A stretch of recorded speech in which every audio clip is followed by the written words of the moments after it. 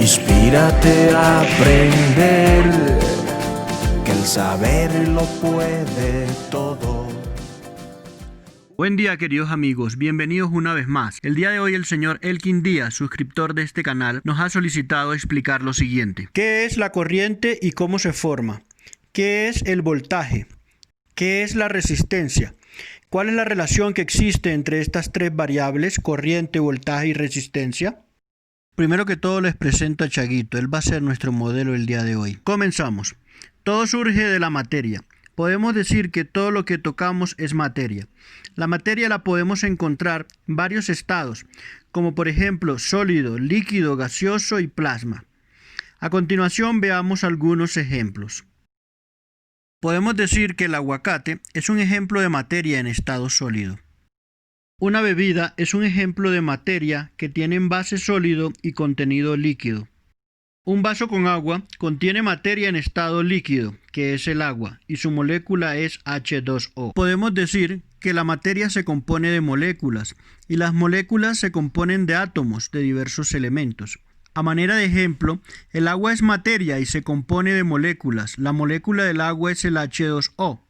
Esta molécula se compone de 2 átomos de hidrógeno y un átomo de oxígeno. Cada átomo, a su vez, está compuesto de cargas, como por ejemplo electrones, protones y neutrones. Recuérdalo muy bien. Dicho de otra forma y en resumen, si lo vemos desde lo más pequeño a lo más grande, las cargas eléctricas, como electrones, protones y neutrones, conforman los átomos de diversos elementos en la naturaleza, como hidrógeno, oxígeno, hierro, aluminio, plata.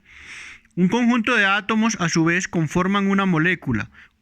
Un conjunto de moléculas forman lo que conocemos como materia. Uno de los elementos que conforma la molécula de agua es el hidrógeno. Un átomo de hidrógeno se representa así. Es el átomo más sencillo que podemos encontrar y tiene un protón en el núcleo y un electrón en la órbita o nivel. El cobre es uno de los elementos más utilizados como conductor de electricidad y su átomo se representa así. En los metales como el cobre, los electrones de la última capa se mueven fácilmente.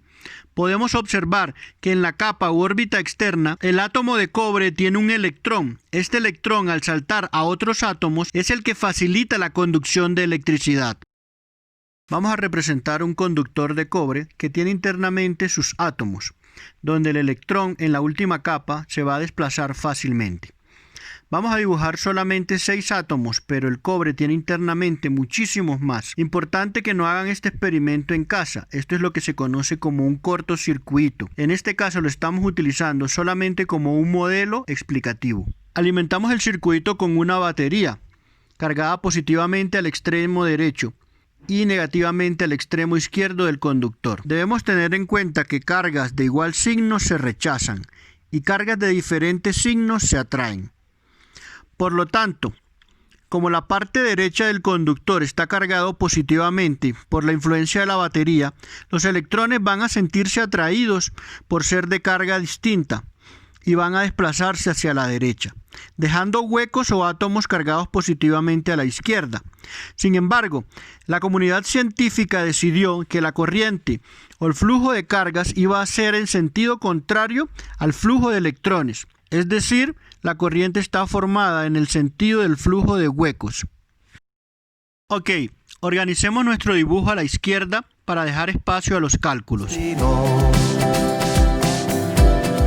Entonces, podemos decir que cuando han circulado 6.241 por 10 a la 18 electrones, es decir, 6.241 trillones de electrones, podemos decir que eso es lo que equivale a un coulomb. Un amperio entonces será un coulomb por segundo.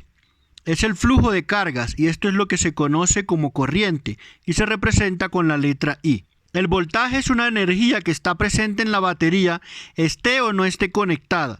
Solo cuando ésta es conectada es cuando vemos su efecto. Entonces, un voltio será la energía de un joule que hace circular una carga de un coulomb a través de un conductor. La resistencia, en este caso, que es la resistencia del conductor de cobre, será Rho, que es la resistividad propia del material que estamos usando, que es el cobre.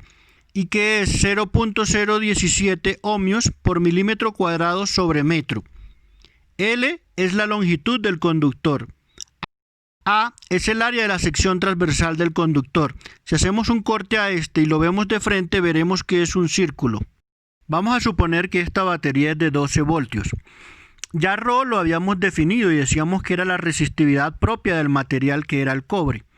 Rho era igual a 0.017 ohmios por milímetro cuadrado sobre metro. Vamos a suponer que la longitud del conductor es de 1 metro y que el área de la sección transversal del conductor, como tiene forma de círculo, el área del círculo sería pi r cuadrado. Suponemos que el radio del conductor es 1 milímetro, es un conductor delgado, y pi es una constante que es 3.1416. Calculamos el área reemplazando los valores, r cuadrado que es 1 milímetro cuadrado y pi que es 3.1416. Tenemos que el área es 3,1416 milímetros cuadrados. En la ecuación de la resistencia reemplazamos los valores y encontramos resistencia es igual a 0.017 ohmios por milímetro cuadrado sobre metro por 1 metro de longitud de conductor dividido entre el área de la sección transversal del conductor. Milímetros al cuadrado con milímetros al cuadrado que dividen se van. Metros que dividen con metros que multiplican se van. La resistencia entonces sería 0.054 ohmios. Hallamos la corriente, que es voltaje sobre resistencia. El voltaje de la fuente, que es la batería, serían 12 voltios. Dividido entre la resistencia que acabamos de encontrar, el 0.0054, es igual a 2.2 amperios. 2.2 amperios es una corriente bastante grande. Consideramos que el corazón de una persona entra en fibrilación con 15 miliamperios.